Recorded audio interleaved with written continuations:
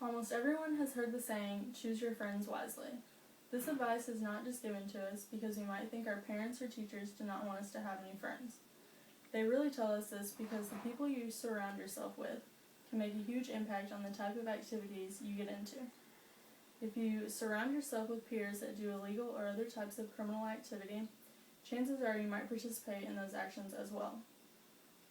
This can be a result of peer pressure, which is a social influence a peer group exerts on its individual members. This can be either positive or negative.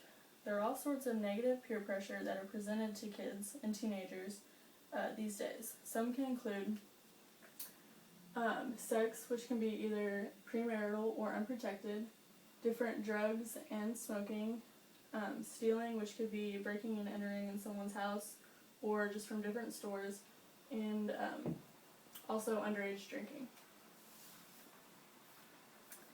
Many people can guide you on making decisions. This can be from parents or other family members, teachers, or counselors, but it is called peer pressure because your friends or people of your age group have the strongest influence on your decisions.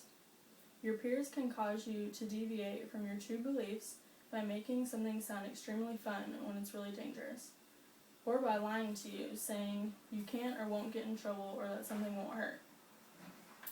Each of these things makes it more likely for you to cave under negative peer pressure. Another reason a person might fall to peer pressure, and probably the main reason, is wanting to have that sense of belonging.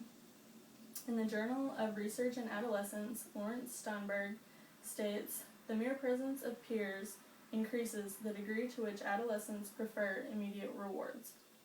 During teenage years, peer pressure is the most powerful because many kids are trying to find new friends and are curious about trying new things. They also do not want to be coined as a loser or boring just because they won't go along with what some of the other kids are doing. Another main reason for falling to negative peer pressure is being afraid of conflict and not knowing how to handle it.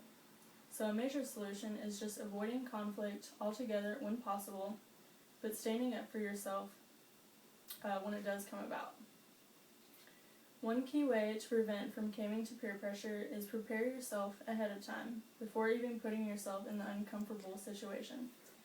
You can play out a practice situation of one of your friends asking you to try something that you don't really like. Then script out the reaction you want and repeat this several times. This prevents them from catching you off guard and then you not knowing how to respond.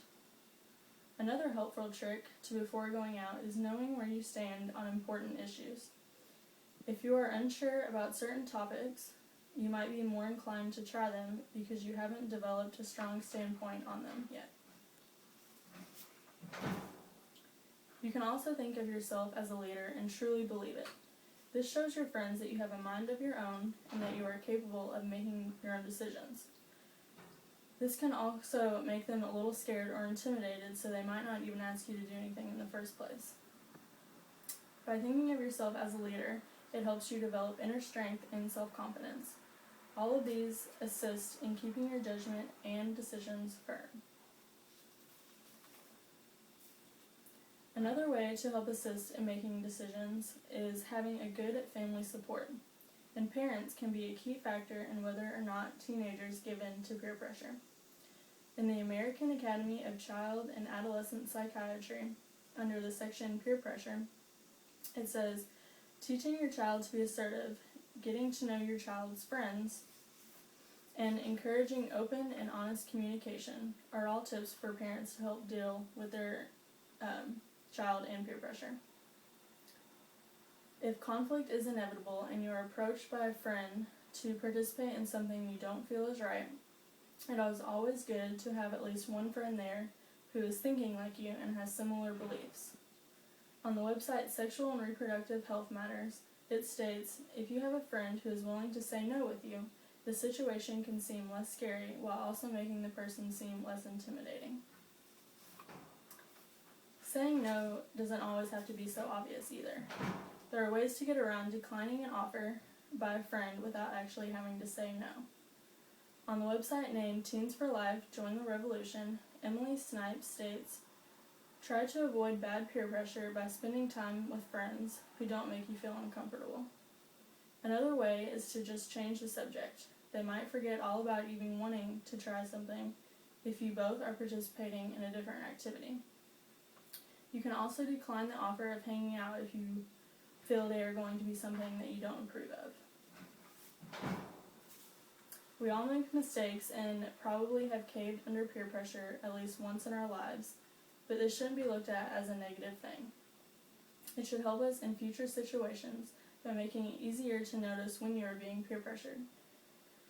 It can also help by giving you experience with conflict and ways to approach it properly. When becoming an adult, your experience on peer pressure will allow you to help other people you may know that are suffering from its negative effects. You can show them proper ways to handle it or avoid it altogether. This can help them in the future. The best advice to give is when in doubt, don't do it and just go with your instinct.